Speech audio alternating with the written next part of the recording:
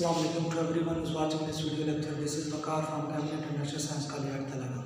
Welcome to all the student classroom training इस video lecture में मैं उम्मीद करता हूँ इससे पहले जितने भी लेक्चर मेरी तरफ से या सरवाजी साहब की तरफ से डिलीवर किए गए वो यकीनन आपने अच्छी तरह से समझे होंगे, यकीनन उनकी प्रैक्टिस भी होगी। डियर स्टूडेंट, इससे पहले आप पार्ट ऑफ स्पीच का टॉपिक पढ़ रहे थे जो कि प्रोनाउन के नाम से जाना जाता है। अब देखें तो आपका नाउन कवर हो चुका है, वर्ब आपका कवर हो चुका है, आपका प्रोनाउन ऑलरेडी क्या हो गया, कवर हो चुका है। So right now in this lecture you can learn about another term which is known as the name of adverb. But before moving towards my topic, कुछ बातें बताना चाहता हूँ कि दोनों पोर्शन आपके हैं, चाहे टेक्स्ट से रिलेटेड है। अब देखिए आप इस पोर्शन से टेक्स्ट के लिए कैसे हेल्प ले सकते हैं। अगर आपकी ग्रामेटिकल स्ट्रक्चर स्ट्रॉन्ग है, आप लफ्ज़ों को समझ सकते हैं, लफ्ज़ों को बना सकते हैं, आप सेंटेंसेस को बना सकते हैं, आपको टेक्निक आ जाती है पैराग्राफ राइटिंग की कि आप उर्दू से इंग्लिश में कैसे करें। अब यहाँ पे क्या क्या फ़ायदा होगा अगर आप ग्रामर के पोर्शन की अहमियत देखें, ग्रामर के पोर्शन के एडवांटेज देखें, तो there are a lot of advantage regarding grammar portion. Number one, first of all देखिए आप क्या कर सकते हैं कि आप पैराग्राफ राइटिंग के थ्रू अपने एसेस को लिख सकते हैं। आपकी जो मज़ामीन है, जब आपको सेंटेंस बनाना आ गया पैराग्राफ लिख लेंगे। जब आप पैराग्राफ लिख लेते हैं तो आपके लिए कोई मसला नहीं होता एप्लीकेशन लिखने के अंदर, लेटर लिखने के अंदर, क्योंकि जो लेटर्स एंड एप्लीकेशंस होती हैं, यानी these letters and applications are consisted of, वो किसके ऊपर मुश्तमिल होती हैं, वो पैराग्राफ के ऊपर होती हैं। फिर आप ऐसे भी लिख सकते हैं क्योंकि ऐसे आल्सो कंसिस्ट ऑफ पैराग्राफ, वो भी किसके ऊपर मुश्तमिल होता है, पैराग्राफ के ऊपर मुश्तमिल होता है। So it will also be beneficial in reading. आपकी रीडिंग बहुत बेहतर हो जाएगी। कैसे? आप जब ट्रांसलेट करने जा रहे हैं, ट्रांसलेशन कर रहे हैं, एक पैसेज आपके सामने है और आपने उसमें उर्दू लिखनी है, जब आपको पूरा ग्रामेटिकल स्ट्रक्चर पता होगा, आपको ग्रामर अच्छी आती होगी, आपकी वोकैबुलरी अच्छी होगी, तो you would be able to translate that paragraph according to the need of the paragraph, जैसे उसकी ज़रूरत है, जैसे उसमें बताया गया है। तो जो ग्रामर का पोर्शन है, it is an important portion, ये बहुत इंपॉर्टेंट पोर्शन है regarding every point of view. आप टेक्स्ट की बात करें तो इम्पोर्टेंट है, एप्लीकेशन की बात करें तो इम्पोर्टेंट है, लेटर की बात करें it is also an important factor. So you must practice, you must focus on grammatical structure of the sentences. जो आपकी ग्रामर है उसको आपने बहुत ज़्यादा क्या करना है, फोकस करना है। अगर आपका ग्रामर का पोर्शन अच्छा होगा तो आपका टेक्स्ट का पोर्शन खुद ब खुद अच्छा हो जाएगा। और जब आप टेक्स्ट के पोर्शन को पढ़ेंगे तो आपको ग्रामर के अंदर मदद मिलेगी। आप वहाँ का जो डाटा है, वहाँ की जो कलेक्शन ऑफ वर्ड्स है, वोकैबुलरी है, you can utilize in this system. आप ग्रामर के सिस्टम के अंदर उसको आप यू कैन यूटिलाइज, उसको इस्तेमाल कर सकते हैं। So dear student, in this lecture I am going to talk about another type of जो एक और किस्म है पार्ट ऑफ स्पीच की, which is an important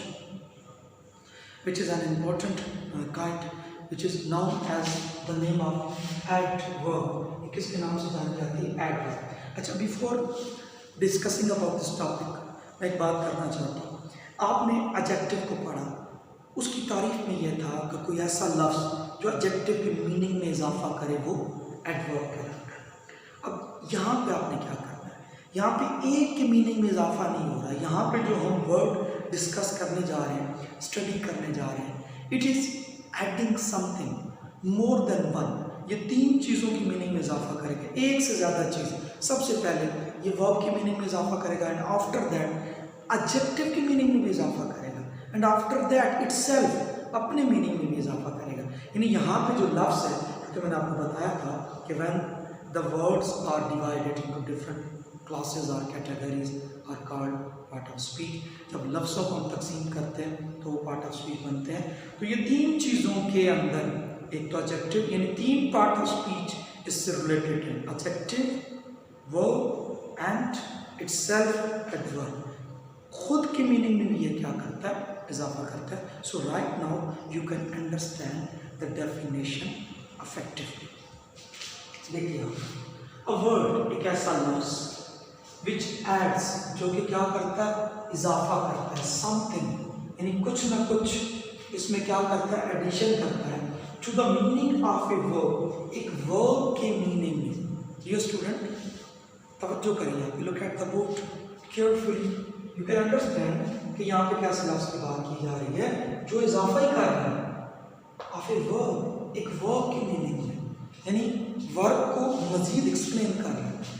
आप ऐड को मॉडिफाई समझ लें, डिस्क्राइब समझ लें, इजाफा समझ लें, जो आपका दिल करता है। It is a better term to explain add. Verb adjective, पहला तो क्या हो गया verb, and the second one adjective and third one is adverb. So right now you can understand the definition in a factual manner. A word which adds something to the meaning of a noun, to the meaning of a verb. एक ऐसा लफ्ज जो verb के meaning में इजाफा करे, an adjective के, और an another adverb या किसी और adverb के meaning में इजाफा करे, तो वो क्या कहलाता है? वो आपका adverb कहलाता है. For example, here you can see example, he ran quickly.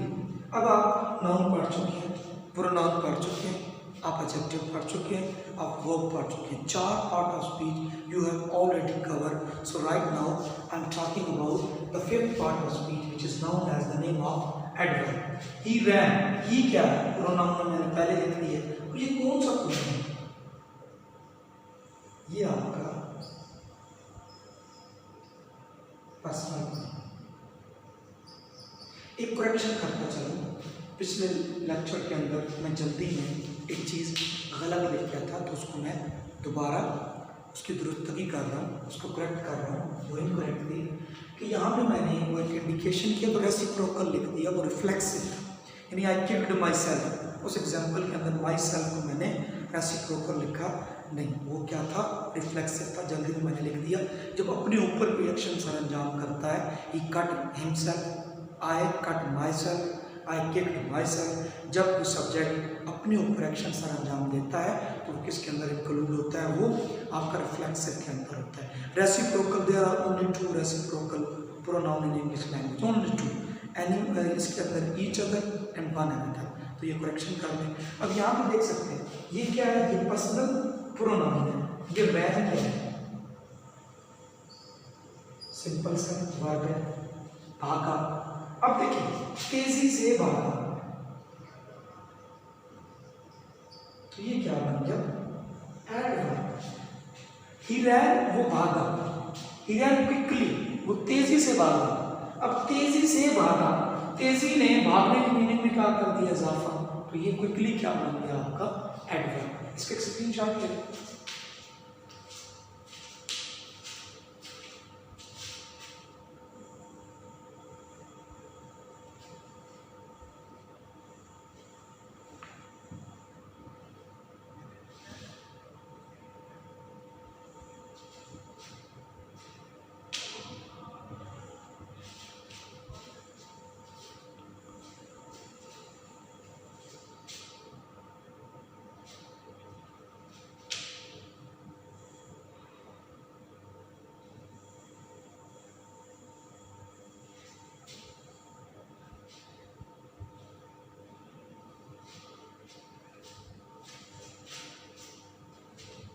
Ji dear student, I hope you would have taken a screenshot. मैं इसको रेज कर रहा हूँ.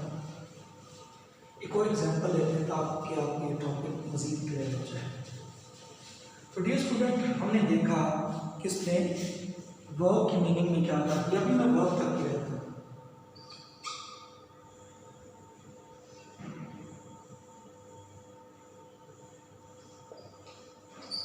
He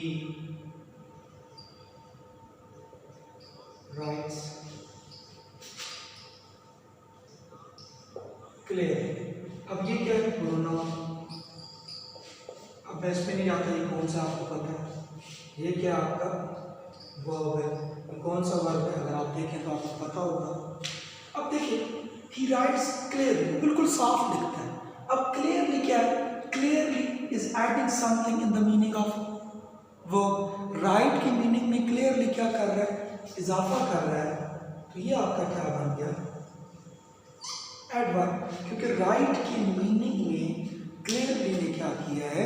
इजाफा किया. अभी थोड़ी लिखते हैं.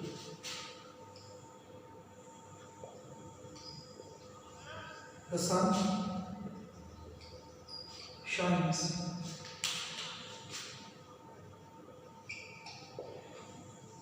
ब्राइटली।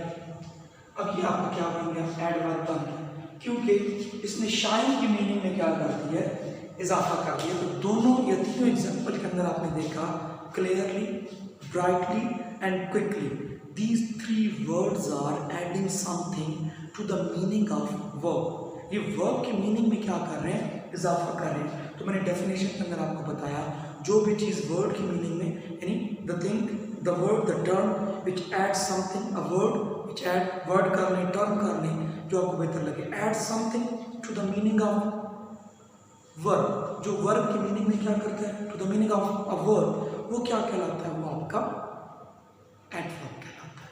तो इन तीनों एग्जाम्पल के अंदर you can understand in affective manner that in these three examples the word which are taken, जो लफ्ज लिए गए हैं, ब्राइटली, क्विकली एंड क्लियरली, ये एल वाई वाले जितने लफ्ज होते हैं ना, ये मोस्टली क्या होते हैं, एडवर्ब होते हैं। और भी पहचान सुन लें कि जो भी एल वाई जिनके एंड पे आता है, उनको अक्सर हम क्या करते हैं, उनको हम इसको एडवर्ब में शामिल करते हैं। तो मैं उम्मीद करता हूँ कि जो इंट्रोडक्शन का लेक्चर है, ये आपने अच्छी तरह से समझा होगा, वीडियो को टिल एंड तक वॉच किया होगा, वीडियो को स्किप नहीं किया होगा, और यकीनन आप इसको अपनी नोटबुक्स के ऊपर दर्ज करोगे और इसको प्रैक्टिस करने की कोशिश करोगे।